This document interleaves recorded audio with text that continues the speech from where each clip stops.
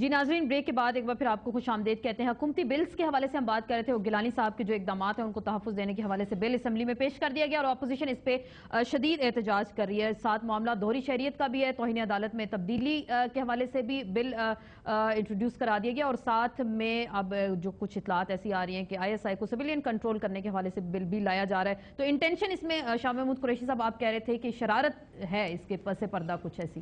نہیں، میں عرض کر رہا تھا آسمہ، دیکھیے آپ یہ لانا چاہتے ہیں لائیے، اگر آپ سمجھتے ہیں کہ ISI کو ریگولیٹ ہونا چاہیے، اکاؤنٹیبل ہونا چاہیے، بے شک یہ آپ کی رائے ہے اور اس رائے کا احترام ہونا چاہیے، لیکن پھر آپ پرائیویٹ ممبر کو آگے مت کیجئے۔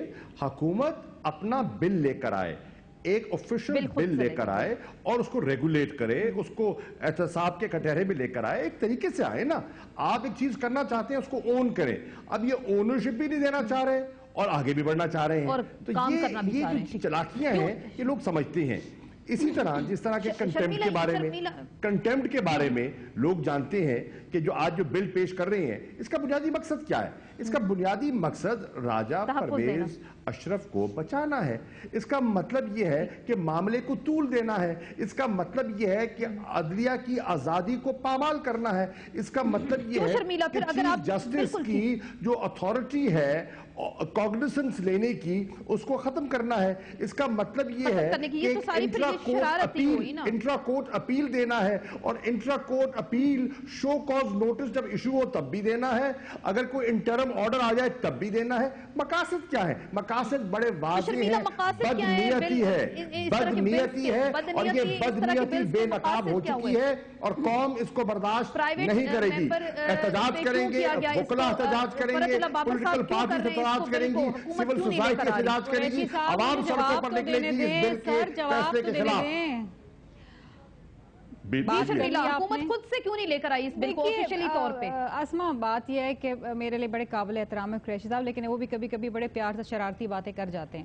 دیکھیں اس میں شرارت کی کیا بات ہے؟ ایک ہمارے بڑے آنریبل ممبر ہیں فرت اللہ بابر صاحب، آ گئی نہیں سنیں نا، آ رہی ہوں نا، میں دونوں بلز پہ آ رہی ہوں، پہلے میں ISI والے بل کی بات کرتی ہوں۔ فرت اللہ بابر صاحب ہمارے بہت ریسپیکٹیبل آنریبل سینیٹر ہیں، اور اگر وہ اپنی پرائیویٹ کیپیسٹی میں ایک بل لانا چاہتے ہیں تو وہ کون سی غیر آئینی بات ہے؟ شہری رحمان صاحبہ نہیں لائی تھی توہین رسالت کے اندر امینڈمنٹ، تو دیکھیے ضروری نہیں تھا کہ اس کے پیچھے گورنمنٹ چلیں توہین عدالت پہ بتا دیں۔ سن لینا، سن لیں، فرت اللہ بابر صاحب نہایت عمدہ انسان ہے، بہت عمدہ، میں دل سے ان کی عزت کرتا ہوں، کبھی ایسا بل صدر کی مرضی کے بغیر لا ہی نہیں سکتے۔ اچھا سن لینا، میری جماعت کے نا، تو آپ کی جماعت کے نہیں رہے، مجھے جواب دینے دیں سر۔ بات یہ ہے وہ لائے ہیں بل، میرے دوست رہے، دیکھیے بالکل وہ بہت آنریبل انسان ہے اور میں سمجھتی ہوں کہ ان کی انٹیگریٹی پہ کسی کو شک نہیں ہونا چاہیے۔ بات یہ ہے کہ بہت دفعہ اپوزیشن کی طرف سے انکلوڈنگ چودھری نثار سر فہرست اور بہت سارے لوگ، ایون ANP کی طرف سے بہت دفعہ ہم نے دیکھا ہے کہ یہ آبجیکشن اٹھائے گئے ہیں کہ جی ISI کا کنٹرول کیوں نہیں ہے، حکومت کہتی کنٹرول ہے لیکن نہیں ہے، ان کے فنڈز آڈٹ کریں، ان کی پولیٹیکل انٹرفیئرنس کو چیک کریں، بہت سارے معاملات ہیں، بہت تنقید ہوئی ہے ماضی میں ISI کے اوپر اس حکومت کے اندر۔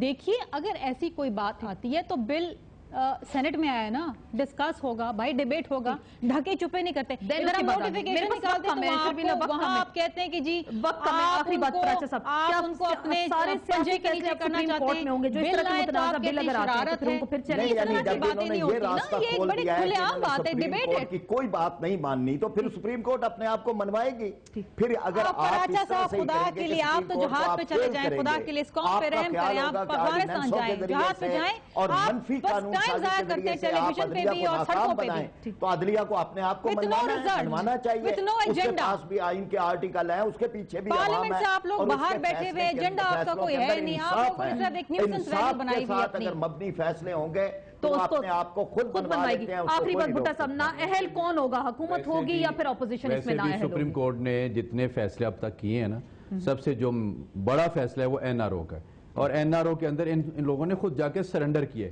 کہ ہم NRO کو ڈیفینڈ نہیں کرتے، اور اس ڈیفینڈ نہ کرنے کے بعد پھر یہ ساری چیزیں پیدا ہوئی ہیں کہ ڈیفینڈ بھی نہیں کیا، اور اس کے بعد اس کو امپلیمنٹ بھی نہیں کیا۔ وہ بات آگئی کہ یا تو اس کو ڈیفینڈ کرتے ہیں یا اس کو امپلیمنٹ کرتے ہیں۔ مجھے ایک سوال سمجھا دیں، حکومت یا اپوزیشن، نااہل کون ہے؟ اس میں نااہلی کس کی نظر آ رہی ہے؟ مکمل طور پہ حکومت ہے، اس لیے کہ حکومت کا کام ہے آگے بڑھنا، ہم ان کو سینس آف ڈائریکشن دیتے رہتے ہیں، سینس آف ڈائریکشن لیں یا آپ کی سینس آف ڈائریکشن پہ تو फरिश्ते भी हंस रहे हैं। नाकाम हुकूमत है। आपकी कहीं भी कोई सेंस ऑफ डायरेक्शन नहीं है भुट्टा साहब, बड़ी माजरत के साथ। आपके ड्यूल नेशनलिटी के ऊपर भी आपका मौक़िफ़ बड़ा मुख्तलिफ है। मियां साहब कहते हैं कंसेंसस डेवलप करो। आपका शुक्रिया कुरैशी साहब, आपका शुक्रिया, वक्त की बहुत कमी। भुट्टा साहब आपका शुक्रिया, फरीद फराज साहब आपका शुक्रिया। और आने वाला वक्त ही फैसला करेगा कि हालात वाकई जो फौरी इलेक्शंस की जानिब जा रहे हैं, क्योंकि मुल्क में लोड शेडिंग है, महंगाई है, गुर्बत है, बेरोजगारी, लामतनाई मसाइल है, इनको एड्रेस कौन करेगा? क्या फौरी इंतखाबात ही इस मसले का वाहिद हल है? और लॉन्ग मार्च से ही क्या वाकई तब्दीली आ सकती है? ये एक बड़ा अहम सवाल है। कल भी इस पर डिबेट करेंगे। आसमा चौधरी को इजाजत दीजिए, अल्लाह हाफिज।